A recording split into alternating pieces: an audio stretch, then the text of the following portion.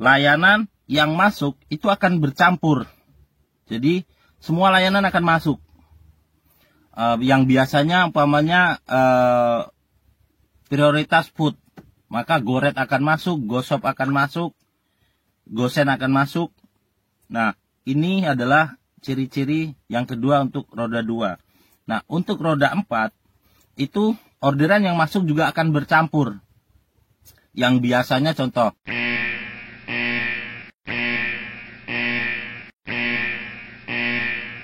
kesuksesan itu hanya simbol dari sebuah pencapaian apa yang kita lakukan. Dan jika kita hanya melihat kesuksesan orang lain, maka selamanya kita akan terintimidasi dengan kesuksesan orang lain. Dan yang lebih penting kita lihat adalah proses bagaimana orang-orang yang sukses itu melakukan dan menjalankan proses kesuksesan itu tadi. Assalamualaikum warahmatullahi wabarakatuh. Salam sejahtera untuk kita semua. Selamat beraktivitas untuk rekan-rekan driver Gojek di seluruh Indonesia tanpa terkecuali. Di video kali ini, saya akan membahas ciri-ciri akun yang mulai mengalami kegaguan atau akun yang menuju kegaguan. Nah, bagaimana solusinya dan akan kita bahas di sini habis-habisan. Tapi seperti biasa, sebelum kita mulai ke pembahasan, kita seruput dulu kopi susunya. Biar kita makin cerdas. Oke, bagaimana sih ciri-ciri akun yang mulai mengalami atau arahnya akan gagu? Jadi banyak rekan-rekan yang mengalami akunnya gacor, tiba-tiba delay panjang atau merasa bahwa akunnya menurun. Nah, jadi ada beberapa ciri yang harus dipahami dan diperhatikan agar akun rekan-rekan tidak terperosok ke jurang kegaguan. Jadi hal ini bisa terjadi dan bisa diantisipasi. Jadi akun gacor itu bukan tidak bisa gagu atau tetap bertahan gacor, tapi bisa bertahan gacor dengan cara diantisipasi. Nah, bagaimana caranya? Yang pertama kita akan bahas ciri-cirinya dulu. 1.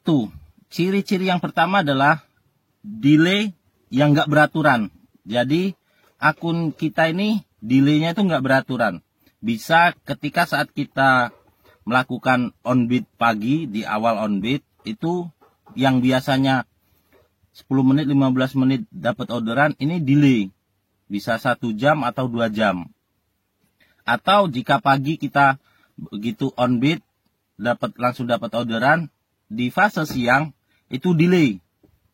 Berkepanjangan. Atau juga delaynya nanti di sore hari. Atau di malam hari. Nah, delay yang nggak beraturan ini menandakan akun rekan-rekan mengalami arah yang kegaguan. Nah, jadi rekan-rekan jika mengalami hal seperti ini, yang sebelumnya akunnya gacor tanpa delay, maka rekan-rekan harus berhati-hati dan itulah ciri-cirinya yang pertama.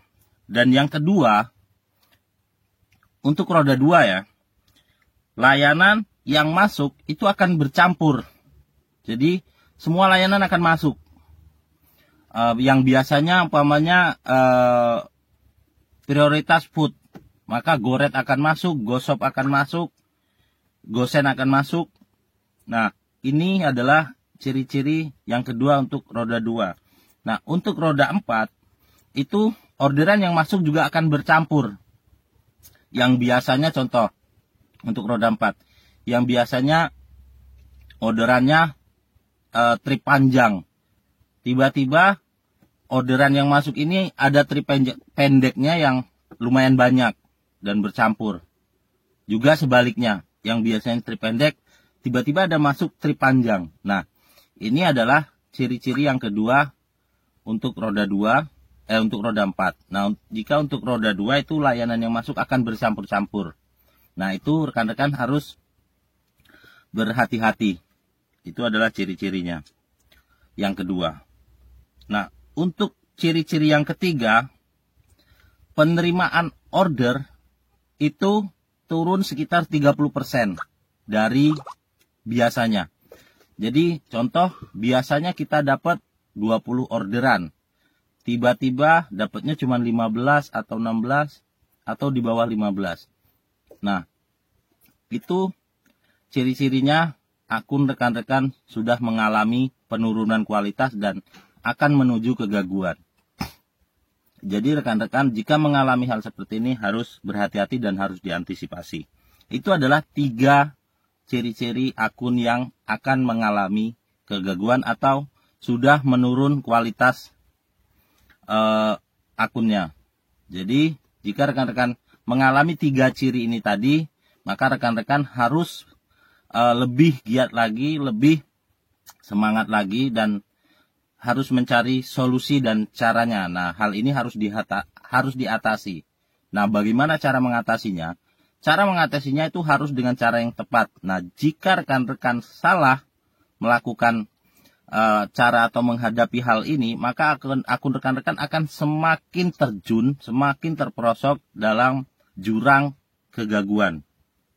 Biasanya sih rekan-rekan yang biasanya gacor terus mengalami hal seperti ini akan down dan akhirnya malas. Udahlah, di rumah saja, tunggu di rumah, masuk tarik, nggak masuk ya sudah. Nah, jika rekan-rekan melakukan hal ini, maka akun rekan-rekan akan semakin parah. Dan lebih parahnya lagi, ada yang biasanya gacor terus tiba-tiba delay, akhirnya merasa nggak enak atau apa, pulang langsung akun dimatikan. Nah, ini akan lebih parah lagi. Nah, solusinya seperti apa supaya akun ini tidak semakin parah? Solusi yang pertama adalah tetap jaga pola kerja yang konsisten.